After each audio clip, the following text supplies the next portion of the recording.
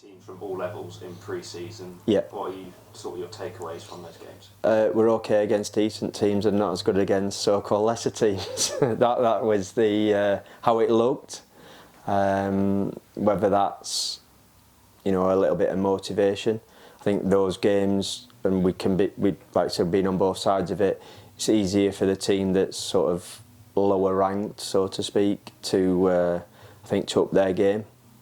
But at the same time, we expect certain standards and an attitude going into the game. But at the same time, they are all pre-season games, and going into this Saturdays, for instance, the lads will be saying they'll be absolutely fresh, but they'll certainly be fresher than they have been going into any of the games that we've had today. You mentioned they're not so friendly games from your point of view, but how do you sort of make that transition from what are pre-season friendlies, testing different systems, trying new things, to the competitive fixtures? I think that's all. A lot of that is on the players. There's a little bit more in terms of sort of analysis on the opposition, etc. And again, you've only got probably limited footage, experimental sides, as you've just touched on.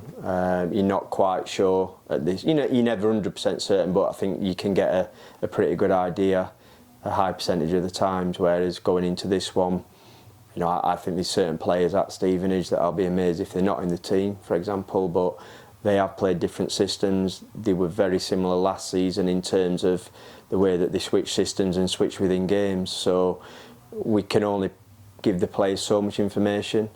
We're the best one in the world. There's no point giving them every little detail of what we've seen in each formation, because their heads will explode.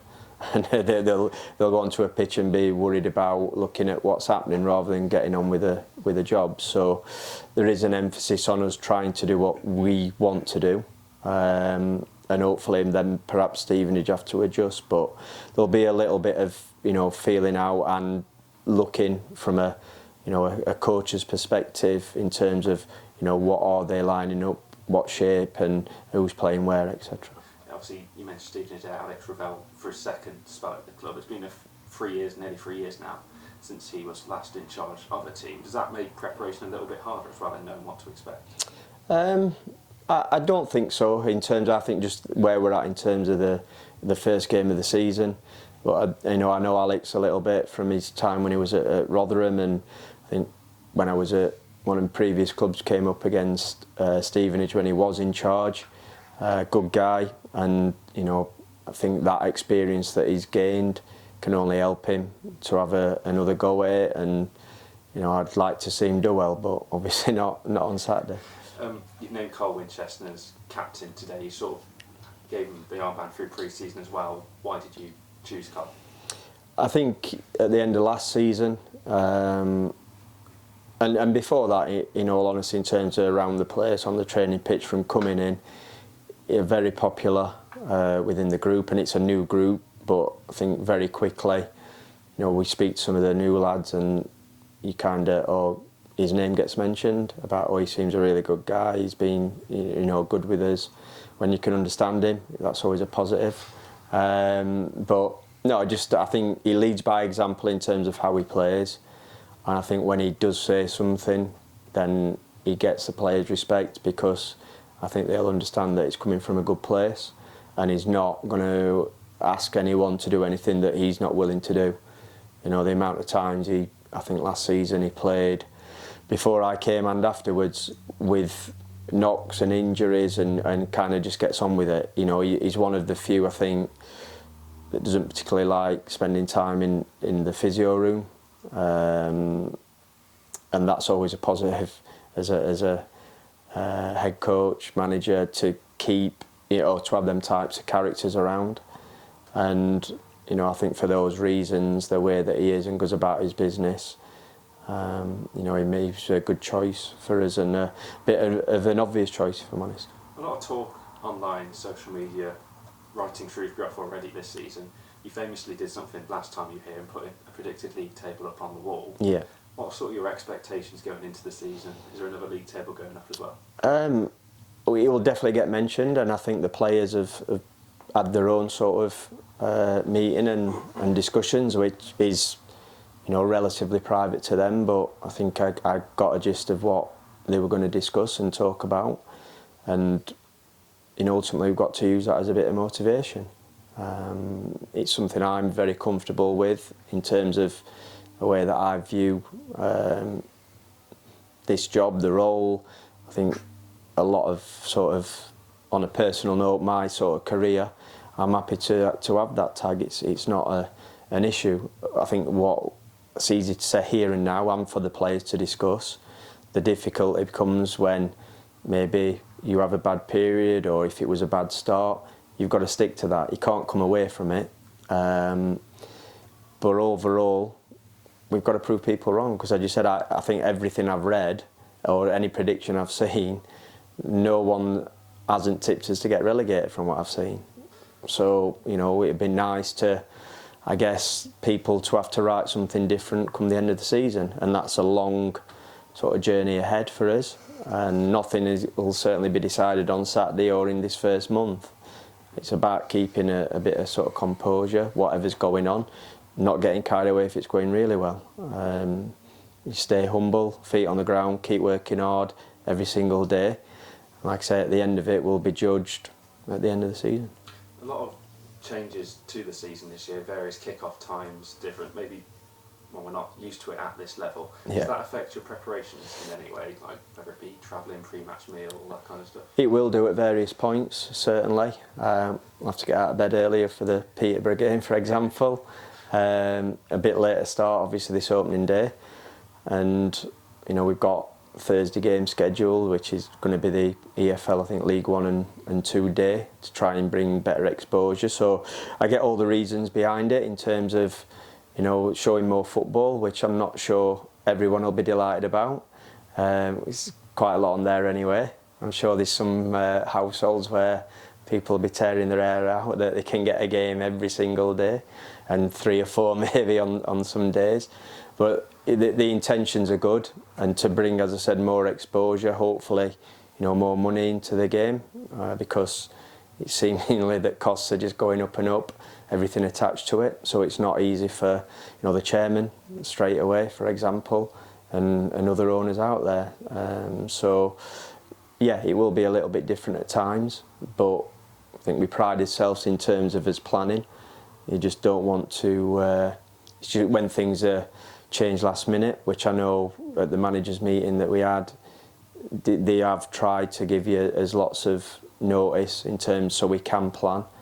I think the only time that will potentially get a little bit different is towards the back end of the season, when clearly they're going to want to put games on that affect either end of the table, and if whoever's in that mid-table part might get left behind. So you can understand that to a point. Several new players coming over the summer, obviously quite a few departing at the end of last season as well. How are the new ones gelling? How are they settling in? Yeah, that takes a bit of time. There's some easier than others, just in terms of their personalities, and I don't think we've got close to that bond that I hope will eventually be there. I think the lads do get on. We've had quite a few speak about it being a comfortable environment, comfortable in the good sense, not comfortable as in sort of easy. I think they'd probably say opposite to that. But at the same time, like I said, I hope the guys that are sat here all feel that, in terms of being welcome up here, can have a laugh the majority of the time. But there's times when obviously it's serious and it's time to go to work, and then we demand, a focus, an energy, a commitment to what we're trying to achieve. After that, what a job to have. It's almost hanging about with a group of mates now. Nothing better than that in life. So that's what we always try and create, and I don't think that will ever change, no matter what's going on. And what's the general fitness of the squad like? Have you got any injury concerns heading into the weekend? We have, yeah. I'm not going to divulge those. But yeah, we have got a little bit, not too much. In terms of the general fitness overall, I would say some lads are where we want them to be and others aren't, and that's fundamentally when people have joined us, how much game time they've managed to get, etc. We're okay, but if you were giving me an absolute ideal, then we'd be better. But I think that will go for probably 90 teams out of the 92, if that's what we want to look at. again, listening to a lot of the sort of Premiership managers, and I know their probably leading's different in terms of players being away with the Euros, etc. But they talk about certainly not being anywhere close to peaking for that first game of the season, which you kind of want to a degree. But as I've said, it's a long, hard season ahead, and I would hope that certain aspects of us as individuals and most importantly as a team will improve. And again, that might not even be reflected in terms of results, but I think in terms of performances and understanding, that should certainly get better as the season goes along. Are you still hoping to bring in a couple more over the next couple of weeks? Yeah, we've still got space. We've got certainly a couple of loan places available if we felt that was the right way to go. Excuse me. Probably more likely in terms of where we're at, but situation of players can change in this period, and I think once you get the first 2, 3, 4 games out of the way, all of a sudden you might get some players unhappy at clubs. They might be happy to move players on, so the landscape can change to a degree, but obviously at the minute the loans look the probably more likely route. Obviously you came back to the club after the January transfer window. This is the first time you've had a chance to work alongside Mickey Moore. Is that your first time working alongside a director of football in the transfer window, and how's that been? It is. We had I think just about a week or so, but I think where we were and everything like that, it wasn't certainly a true reflection of what we can do and the work that's gone on certainly over the summer. So there's a lot of phone calls, a lot of searching, and if I'm being truthful, like plans change, they do. I think I said that at the open day recently, was around you can have an idea, but then something changes, and I won't be sort of frightened to sort of express that and say, look, unfortunately we've got to go down a different route, or we're not getting a certain type of player, so we might have to look at something different, and that's where it's ever sort of evolving, and it can change day to day certainly in terms of what we're trying to do. I think, again, if I'm being truthful, that we're still in that moment for us about what we potentially can be, so it'd be interesting how this next sort of month goes, or a bit less than a month, to see where we end up when that transfer window closes. Have you even had a holiday? Yeah. No, I got a couple of holidays. That was nice. And again, that's a big help having, Mickey in the role that he is, in terms of sharing some of that workload, because if you haven't got that support, then it all falls on you, and that's when you probably do end up falling out with your missus on holiday, because you're never off the phone. Yeah. Just finally, what would be your message for the supporters going into a new season? Just get behind the lads as you've always done. I think there is I think going back to people tipping us for relegation, I think there's an understanding of where we're at in one sense, but that doesn't mean we have to accept it. But I think, as I said from the start, it's about us all being together. That's how it felt last time I was here, and I don't mean the second. Well, my first full season, only full season.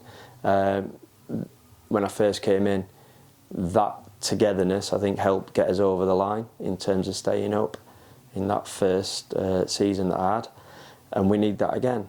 And we want people. We know we're going to be underdogs going into a lot of games, but underdogs do win, and that's what we want. But that has got to be part of, like I say, an overall understanding, and I think we've got that. Speaking to people at the open day, or just people that you bump into, the fans around the place, but we want them to enjoy it as much as possible. We want to try and play, some good football, but 100% there'll be times when it's ugly, and I won't care if it gets us 3 points or it gets us a good draw somewhere, whatever it is. You have to do what you need to do at certain times, but the intention is certainly to try and play some good football along the way, and hopefully the fans can get behind that and enjoy it. But yeah, just ask for their support, which has always been fantastic while ever I've been here. Best of luck for the season and this weekend. Thank you.